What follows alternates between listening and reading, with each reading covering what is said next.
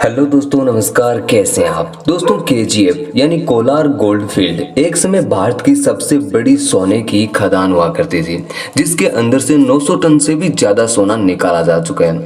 आपको जानकर हैरानी होगी कि भारत का 95% से ज्यादा सोना इस अकेले खदान से ही निकाला जाता था, और तब भारत को दूसरे देशों से सोना इंपोर्ट करने की जरूरत भी नहीं पड़ती थी। लेकिन इस समय हाल ये है कि ये खदान पिछले 20 सालों से बंद पड़ी हुई है। अब ऐसे में सवाल तो उठता ही है कि इतना सोना उगलने वाली ये खदान आखिर बंद क्यों हो गई, साथ ही अंग्रेजों के इसके साथ क्या कनेक्शन है। दोस्तों, real story of KGF Kolar gold field, आज हम इसके बारे में जानेंगे। कोलार गोल्ड फील्ड्स कर्नाटक राज्य के कालोर डिस्ट्रिक्ट में आने वाला एक खनन क्षेत्र है, जो कि कोलार शहर से 30 किलोमीटर और कर्नाटक की राजधानी बेंगलुरु से 100 किलोमीटर की दूरी पर है।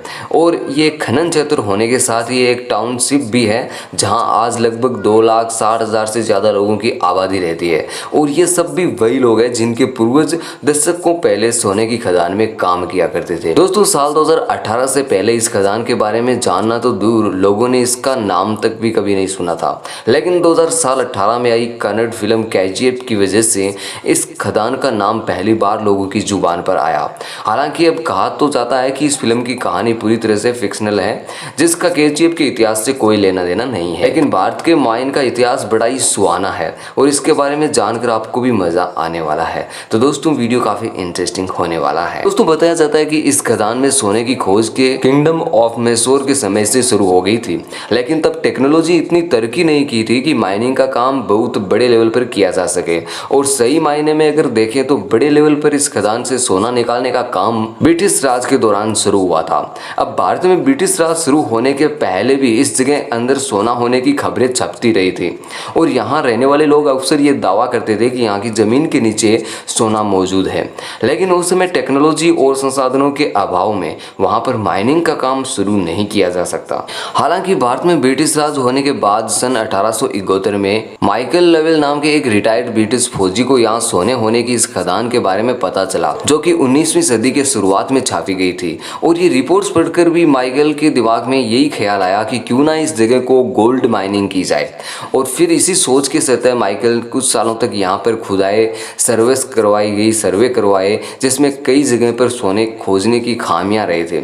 और इसके बाद में साल 1875 में इन्होंने एक माइनिंग करने के लिए सरकार के पास से परमिशन हासिल कर ली। अब क्योंकि कोलार गोल्ड फील्ड एक बहुत बड़ा माइनिंग रीजन था, और माइकल के पास इतने पैसे नहीं थे कि वह अपने अकेले के दम पर इतने बड़े माइनिंग ऑपरेशन को अंजाम दे सके, इसलिए इस काम के लिए इन्वेस्टर को खोजना शुरू कर दिया। और इस तरह से केजीएफ की माइनिंग का ये काम जॉन टेलर एंड सन्स नाम की एक ब्रिटिश माइनिंग कंपनी के हाथ में आ गया, जिन्होंने साल 1880 में माइनिंग ऑपरेशन को अपने अंडर में ले लिया। और इस कंपनी के आते ही यहाँ पर माइनिंग का काम बड़े लेवल पर शुरू किया जाने लगा। और बताया जाता है कि शुरुआत में मजदूर यहाँ पर बहुत सारे बुरे कंडीशन में काम करते थे, क्योंकि उस समय माइनिंग के लिए मशीनरी तो दूर, बिजली तक की नहीं हुआ करती थी। और यही वजह थी कि सभी मजदूर अपने हाथों से ही काम किया करते थे। उस समय इस खदान के अंदर अवसर बहुत सारे हादसे हुआ करते थे, जिसमें से एक के साथ कई सारे मजदूरों की जान गंवानी पड़ती थी। और एक सरकारी आंकड़े के अनुसार 120 साल तक चली इस माइनिंग में लगभग 6,000 मजदूरों ने अपनी जान गंवाई थी। लेकिन John Taylor and sons company के आने के बाद यहाँ पे माइनिंग का काम बहुत तेज रफ्तार से होने लगा था, पर इस कंपनी ने तब भी रफ्तार संतुष्ट नहीं थी। फिर भी काम करने की रफ्तार को और ज़्यादा बढ़ाने के लिए साल 1890 में कंपनी ने यहाँ पर उस समय सबसे आधुनिक मशीन लगवाई। और अंग्रेज़ों द्वारा लगाई गई ये मशीनें इतनी ज़्यादा एडवांस थी कि यहाँ पर अगले 100 साल यानी 1990 तक इन्हीं मशीनों से माइनिंग की जाती रही। हालांकि मशीनें लगाने के बाद से कंपनी को बिजली की भी ज़रूरत महसूस हुई, क्योंकि इस माइंस के अंदर बहुत ज़्यादा अंधेरा हुआ करता था। और फिर बिजली इस तरह से ज़रूरत पूरा करने के लिए भारत के अंदर देश का अपना पहला हाइड्रोनिक पावर प्लांट लगाया गया था, जैसे कि हम कावेरी इलेक्ट्रॉनिक पावर प्लांट के नाम से जानते हैं।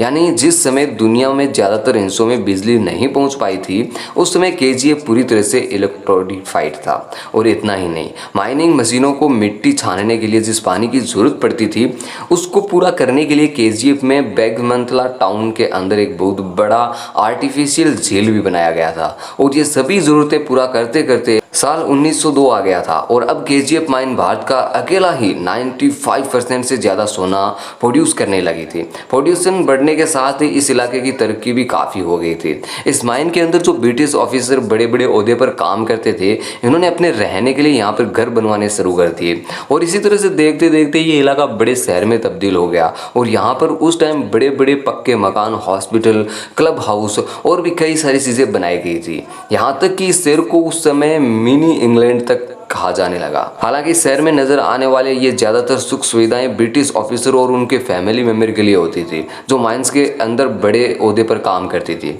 जबकि खदान में मजदूरी करने वाले भारतीय लोगों को बहुत ज्यादा सुविधाएं नहीं दी जाती थी। समय बीतने के साथ ही John Taylor and sons company द्वारा सन 1880 में शुरू किया यह काम लगभग 76 सालों तक इसी तरह से चलता रहा। यहाँ तक कि देश के आज़ाद होने के 9 साल बाद भी केजीएफ में माइनिंग का काम इसी ब्रिटिश कंपनी के अंडर में ही रहा। लेकिन साल 1956 में यहाँ की राज्य सरकार ने इस माइन कंपनी को अपने अंडर ले लिया। इसके बाद से साल 1972 में भारत सरकार ने भारत गोल्ड माइनिंग लिमिटेड की स्थापना की, जिसमें ये खदान यहाँ पर होने वाली माइनिंग के काम को अपने कंट्रोल में ले लिया।